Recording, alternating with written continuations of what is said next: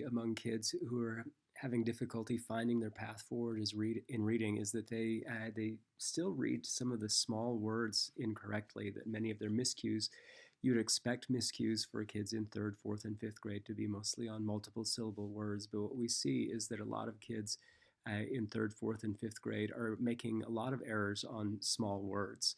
And this is something that we want to deal with pretty quickly and find out which kinds of small words that they're miscuing the most. So single syllable words, high frequency words, and grammatical function words are three of the categories that we're going to be talking about.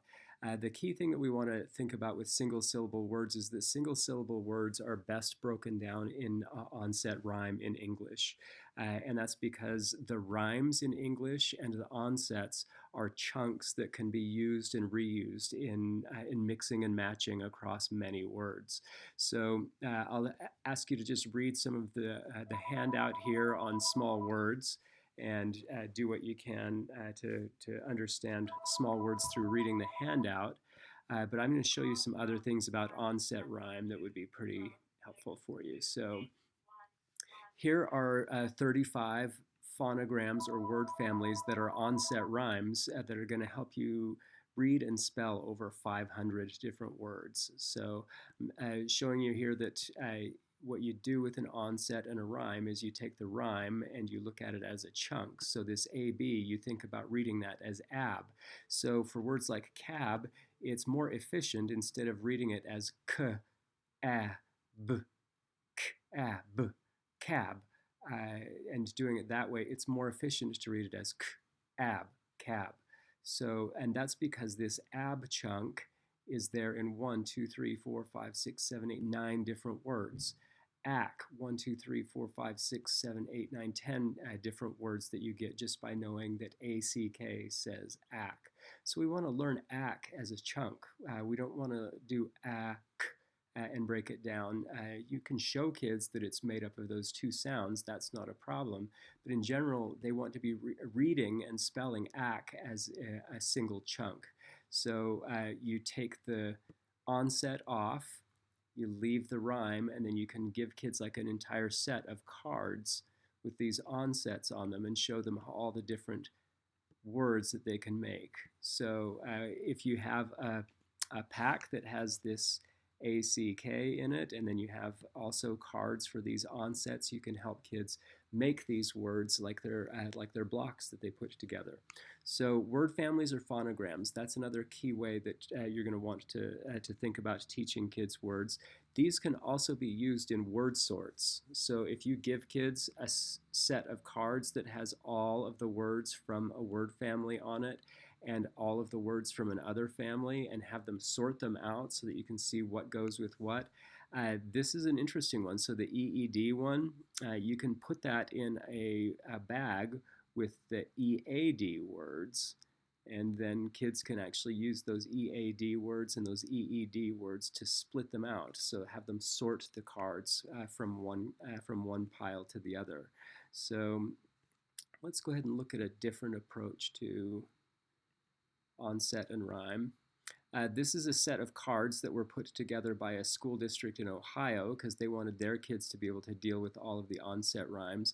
And it's got an anchor word on the front, so I'm just going to highlight this. Sorry, it's upside down. That makes it so it's easily printable front to back. So if I have the word may, and then I go to the next page, here are all of my A words. It gives me the entire set of A words on the back of the card. It gives me an anchor word like may, and then I would have kids read all of these words on the back of the card. The idea here is to get used to seeing the different chunk at the beginning and the chunk at the end. And you would, again, probably want to teach kids how to use this card with other cards that end in the sound A that are spelled a different way. So think about that. Let's go ahead and scroll down and just look at a few more of these chunks. So some of the rhymes have just dozens of words, and we see frequently here like 15 words or more, but others have 5, 6, 7 words, 7 or 8 words. So not every phonogram is as useful as the other, but a phonogram like ask is pretty useful. It has the word ask, flask, task, so on, ARP. Even if it's only got a few words in the phonogram, it's still worth teaching because you're getting at least a 2 for 1, a 3 for 1, a 4 for 1. If you're teaching a phonics pattern like ACK, you get all of these words for it. And if you have an OY, you don't get as many words as ACK, but you still get a lot. Okay, so single syllable words best work in chunks. Another reason why this is helpful is because if you start teaching kids to see those syllables in chunks, when you get to multiple syllable words, the idea of chunks there is extremely helpful and useful, and they're going to need to be thinking in chunks when they start getting into multiple syllable words, words with 2 and 3 syllables, the long words. High frequency words are just words that show up really frequently in print. Not all of the high frequency words are small, but a good amount of the top 200 high frequency words are single syllable words, and they also happen to be, right here, function words, grammar words, words that relate words one to another. So I'm going to go back to my other handouts here. If we see kids having difficulty with these function words, and this is really common, this is one of the things I see with kids who are still not finding their path forward as readers, is that these small glue words that glue the nouns and verbs and adjectives together to make them relate well to each other, so that we can understand what the context is, those words kids often miscue because they start with the same letters. So they just cue off of the onset and they're not reading what the rhyme is. So what we'll frequently see is a kid will see this word, but they'll read this word. So the word is actually that, but they will say this because they're just kind of skipping over it. They've learned as a coping strategy between grade 1 and grade 3 that they can kind of get away with that. And so what we want to do is we want to coach them to look at these words with onset rhymes. So I've taken all of the grammar function words from the most frequent words list and just lined them up in order, grouping them by the words that start with the same onsets. So I've got all of my T's and THs and so on right here. And these two words often miscued. Then I've got all the WH words. Those are really commonly miscued for each other. So, and even this HOW is often read as who. Do you see how they have the same letters in them? So getting kids to start to cue in on the WH and then reading the rhyme as well as the onset. So looking at these words in chunks is going to be powerful. I've lined these up all the way across the sheet because what we find with a lot of kids who are miscuing on these words is that they have these words down as flashcards. They have them nailed. So if they look at the word the on a flashcard, if they look at the word they on a flashcard, toward on a flashcard, they get them really quickly. But if we line them up in context, they're not used to seeing them go across the page. So the other key thing, I'm going to bring up my Dolch phrases.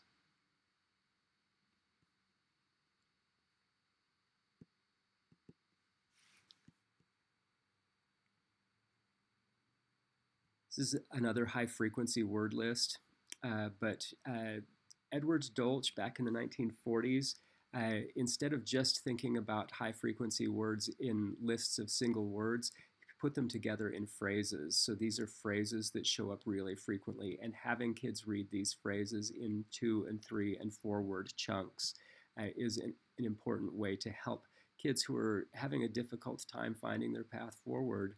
Seeing these words in chunks of 3 to 4 words, this is part of fluency that we need those kids to get used to.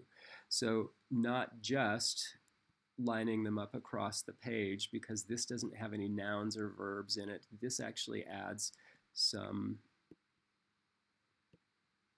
verbs and some nouns to it. So I am very, there are blue, a long book, an apple, your red book, its name, so you will see. So there's actually a little bit more context there to make these meaningful phrases. So that's one thing. And just to finish this out, I'm going to come back to the idea of word chunks. The high frequency words are notorious for being irregular. And what I've found by analyzing the top 1,000 high frequency words is there really isn't such a thing as irregular. There's really just different patterns among these most frequent words. So if you took the idea that of is an irregular word because the letter O says as in sun, uh, some people would say, yeah, that's an irregular pattern, but it's not, because look at how many words are made with that pattern. 1, 2, 3, 4, 5, 6, 7, 8 times 3 is 24, 5, 6, 7, 8, 30 words. 30 words that are spelled with letter O for as in sun. So, and this is the pattern that a lot of phonics teachers would say is the regular pattern. And I've really only got about the same amount, probably about 25 to 30 words where the letter U says and people talk about this as the short U. I don't see how we can say that this is the regular pattern and that this is the regular pattern, because how much more frequently are you going to read the word of and some and one and done and does and above? Those are really high frequency words, and they show up in all kinds of text because they're grammar function words. These are useful words too, but I need to teach this pattern just as much as I need to teach this pattern for my beginning readers, because this pattern is just as useful, if not more useful, than this regular pattern. When we talk about irregularity, what we're going to see is that when kids get older and older and they see more and more words beyond the top 1,000 most frequent words, they're going to be a lot more with this more regular pattern. But as kids are beginning readers, they're going to see just as many words like this as they are like this. So we can't avoid these patterns. So onsets and rhymes: front, other, another, mother, brother.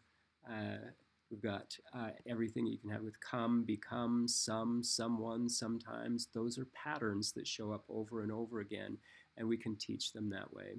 So if your kids are having trouble with small words, or if you're teaching kids about the single syllable words and small words for the first time, not a bad idea for you to start with things like word families, where you're showing them consonants and then a vowel consonant ending, a rhyme like this, and helping them do different kinds of sorts and reading activities with these patterns that you see.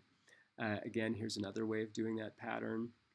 When you get down to those grammar function words, kids are going to need to see those across the page, and they're also going to need to see those words in phrases instead of just on lists or on flashcards. All right, I'm going to go ahead and stop there.